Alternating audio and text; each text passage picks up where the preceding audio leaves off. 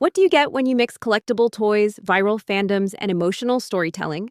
A business empire that turned figurines into icons and fans into superfans. During the global launch of Labubu 3.0, the Monsters Big into Energy series, fans around the world camped overnight. Lines snaked around shopping malls, all for a nine-toothed creature with mischievous charm. Unsurprisingly, they were sold out in seconds. But Labubu is just one chapter in a much bigger story. This is the rise of Popmart, a company that grew from a small Beijing variety shop into a global cultural powerhouse. It didn't just ride a trend. It built an entire ecosystem around character-based emotional consumption, reshaped the toy industry, and became what some now call the Disney of China. In this video, we'll unpack the numbers, the strategy, and the emotional resonance behind Popmart to understand what truly defines its magic. Popmart by the numbers. Inside the 2024 annual report, Popmart closed 2024 with explosive momentum. Annual revenue hit 13 billion RMB, approximately 1.83 billion USD, more than doubling from the year before. Net profit climbed to 3.3 billion RMB, approximately 455 million USD, with a 25.4% net profit margin. The company reported a robust gross margin of 66.8%, with its overseas operations outperforming expectations, 72.3% offline and 73.6% online. International markets now account for 38.9% of total revenue, contributing 5.07 billion RMB, a staggering 375.2% year-on-year growth. Southeast Asia led the charge, contributing 2.4 billion RMB, up 619.1%, becoming the company's largest overseas market. And the IPs driving this boom?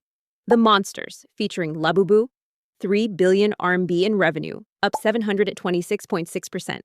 Molly, 2.09 billion RMB. Skullpanda, 1.3 billion RMB. Crybaby, 1.16 billion RMB, a 15x year-on-year increase. By year's end, Popmart had over 50 million registered members globally, 46 million in China alone. These members made up 92.7% of all sales and 49.4% repurchased, a sign of rare brand loyalty in today's retail world. From variety store to the Disney of China. When Popmart opened its first store in 2010, it looked nothing like it does today. Back then, it was a trendy variety shop selling lifestyle goods and imported collectibles. One item stood out and became the bestseller, a Japanese figurine called Sunny Angel, and this caught founder Wang Ning's attention, so he asked his Weibo followers, "Besides Sunny Angel, what else do you like?" The answer came loud and clear. Molly, a pouty, wide-eyed girl in a painter's beret, was created by Hong Kong artist Kenny Wong. At the time, she sold just a few hundred pieces a year. In 2016, Wong flew to Hong Kong, secured licensing rights, and launched Popmart's first blind box series, pioneering the IP plus blind box business model that would define the brand. By 2019, revenue had surpassed 1.6 billion yuan. In 2020, Popmart went public in Hong Kong, transforming from a reseller into a full-fledged IP powerhouse. The blind box model and emotional consumption. Blind boxes are sealed packages with random toys from a themed set. The catch? You don't know what's inside until you open it. Some boxes contain secret editions, 1 in 144 odds, or even ultra-rare ones, 1 in 720. The result is an experience that's part excitement, part surprise, and highly addictive. This taps directly into emotional consumption. Gen Z doesn't buy for utility. They buy for joy, identity, and comfort. In China, over 70% of plush toy buyers are adults, and 64% say they buy toys to relieve loneliness. These toys aren't just cute, they're emotional companions. In 2023, kidults, adults with childlike interests, officially became the biggest consumer group for plush toys, overtaking preschoolers. IP creation, from characters to cultural icons. Popmart's breakout IP was Molly, but sustaining long-term growth meant building a full character universe. In 2017, Molly made up 90% of Popmart's revenue. By 2024, her share had fallen below 20%, replaced by stars like Skullpanda, Crybaby, and Labubu. Unlike traditional players like Disney, who spend years and millions developing a single character, Popmart runs a fast, iterative IP platform. It launches new IPs quickly, gathers early market feedback, and scales what resonates. But the journey hasn't always been upward. In 2022, Popmart faced one of its toughest periods. The company hit a creative slump, with too many new characters mimicking Molly's sweet aesthetic and failing to connect with fans. At the same time, its stock price plummeted nearly 90% from its IPO peak, shaking investor confidence. The company responded with a major internal shift.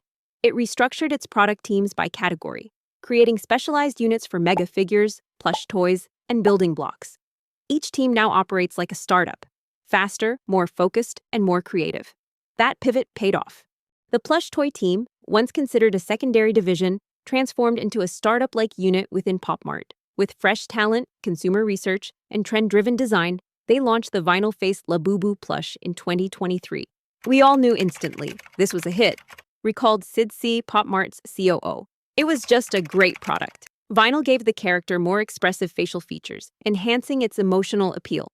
Designed as a keychain, it became something fans could carry and display, perfect for Gen Z consumers who see their favorite characters as part of their identity. Labubu, created by Hong Kong artist Kasing Lung and inspired by Norse mythology, stands out with its pointy ears, fuzzy body, and signature 9 sharp teeth. It became the face of the Monsters series. Popmart acquired exclusive rights to Labubu in 2019. But it wasn't until the brand opened its first store in Bangkok's Central World Mall in September 2023 that Labubu truly exploded in popularity. Then came 2 celebrity moments that changed everything. In April 2024, Blackpink's Lisa, a Thai native, shared photos of Labubu plushes and blind boxes on social media. Around the same time, Thai royalty was spotted at Paris Fashion Week, carrying a Labubu charm attached to an Hermes bag. With this double celebrity boost, Labubu's fame spread from Bangkok to the world. Popmart moved quickly, opening 6 more stores in Thailand and launching the Labubu's Thai Adventure campaign in collaboration with the National Tourism Board. Labubu was even crowned Magical Thailand Experience Officer. The plush Labubu, dressed in traditional Thai attire, earned the affectionate nickname Thai Girl and became a fan favorite. Crafting quality at scale. The supply chain edge. While intellectual property is the starting point, what people ultimately buy is the product, its feel, quality, and detail. One of the most overlooked drivers behind Popmart's success is its supply chain. Unlike most large companies that diversify suppliers to spread risk, Popmart takes the opposite approach. It builds deep, long-term partnerships with a select few super suppliers, trusted manufacturers that consistently meet the brand's rigorous standards. These partners aren't just vendors, they're co-creators, crucial to Popmart's ability to maintain quality, expand into new categories, and scale at speed. Every detail matters. A single 10-centimeter figurine can involve 200 to 300 production steps. For plush toys, eye placement is measured with precision tools, not by eye. Mold seams must be invisible. Quality isn't a luxury, it's the baseline. Take the launch of the Labubu plush. The initial 300,000 units sold out instantly. To meet demand, Popmart ramped up output from 400,000 to 3 million units per month in just 3 months. That level of scalability simply wouldn't be possible without a tightly integrated supply chain. Even brand new categories, like building blocks, can move from concept to retail shelves in under 6 months. In the world of toy manufacturing, that's almost unheard of. Going global, a different kind of expansion. With strong IPs and high-quality products, the next question becomes, how do you deliver them to consumers in a way that builds culture, not just commerce? Popmart's answer lies in a bold, counterintuitive move. Go offline, at a global scale. At a time when most brands were racing to go digital, Popmart doubled down on physical retail. But this wasn't just about opening stores in China. From the very beginning, Popmart saw offline visibility as the key to global virality. Because going viral takes more than clicks, it takes real-world presence, immersive experiences, and iconic locations where the brand becomes part of public life. Popmart's international expansion began in 2018, led by Korean executive Moon. His strategy was methodical and phased. Start close, then go far. Start easy, then go hard. Start light asset, then go heavy. South Korea, Moon's home market, became the first testbed for this approach. Popmart started there with e-commerce and vending machines, followed by pop-up stores to test consumer interest. When fan enthusiasm reached a tipping point, they moved quickly to open flagship stores within 6 to 12 months. And when Popmart commits, it commits fully.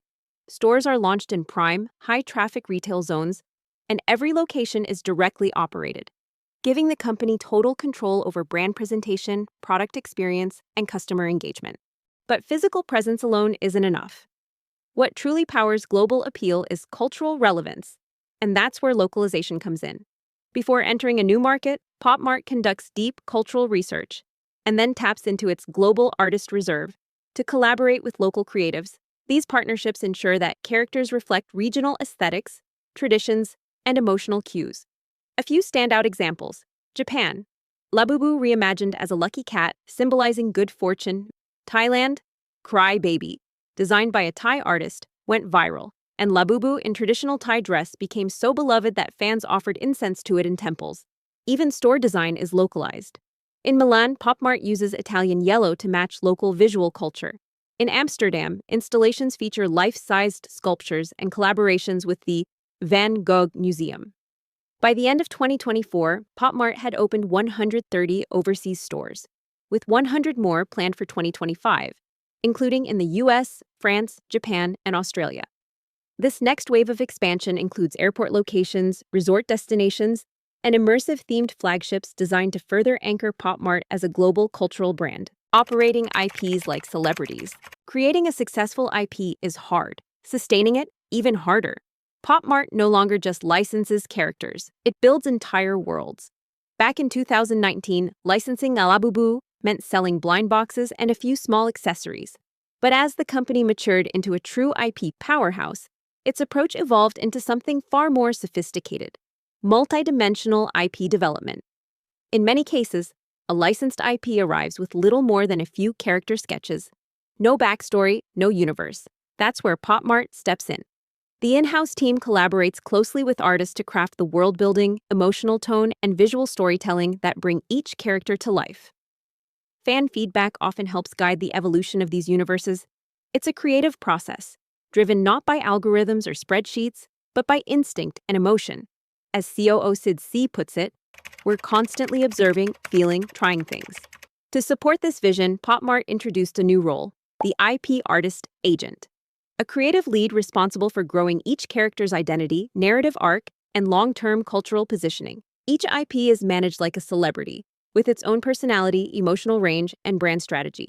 For example, Labubu is Popmart's Mickey Mouse, mischievous, lovable, and endlessly marketable Skullpanda channels, the spirit of a fashion label.